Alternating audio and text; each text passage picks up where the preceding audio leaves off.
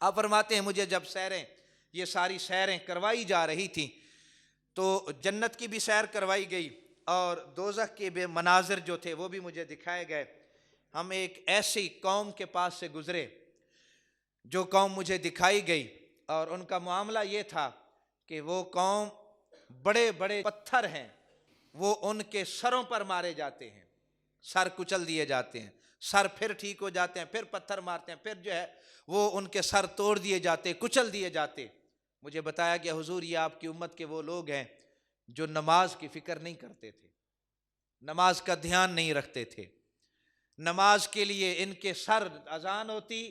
تو ان کے یہی سر وزنی ہو جاتے، بوجھل ہو جاتے، کوئی پرواہ نہ کرتے۔ اور آج میں کہتا ہوں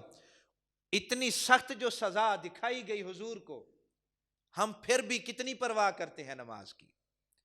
آج جب ہر بندہ صبح اٹھتا ہے نا، وہ اپنا شیڈول سارے دن کا بناتا ہے،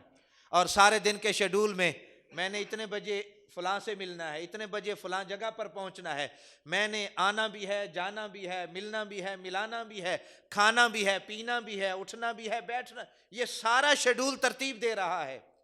لیکن اس پورے شیڈول میں وہ جو پورے دن کا ہے، نماز نام کی شے کوئی نہیں، نماز کہیں بھی نہیں، نماز کا ذکر کہیں بھی نہیں۔ اب پورے اس شیڈول میں ملنے ملانے والا، کھانے پینے والا، وہ ساری باتیں تو میں نے اپنی ڈائری میں لکھی ہیں،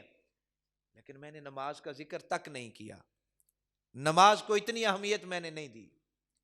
اور جو بے نمازی ہے، نماز کی فکر نہیں ہے اسے، حضور ارشاد فرماتے ہیں کل قیامت والے دن حشر کیا ہوگا، انجام اس کا یہ ہوگا کہ فرشتے پتھر اٹھا اٹھا کر اس کے سر کو کچل دیں گے، فرشتے پتھر اٹھا کر ماریں گے اور اس کے سر کو کچل دیا جائے گا۔ اتنی بڑی سزا سننے اور علم ہونے کے باوجود پھر بھی بندہ نماز سے غافل رہے تو سوائے اس کو بد نصیب کہنے کے اور ہم کچھ بھی نہیں کہہ سکتے، سوائے اس کے کہ وہ بڑا ہی بد نصیب ہے۔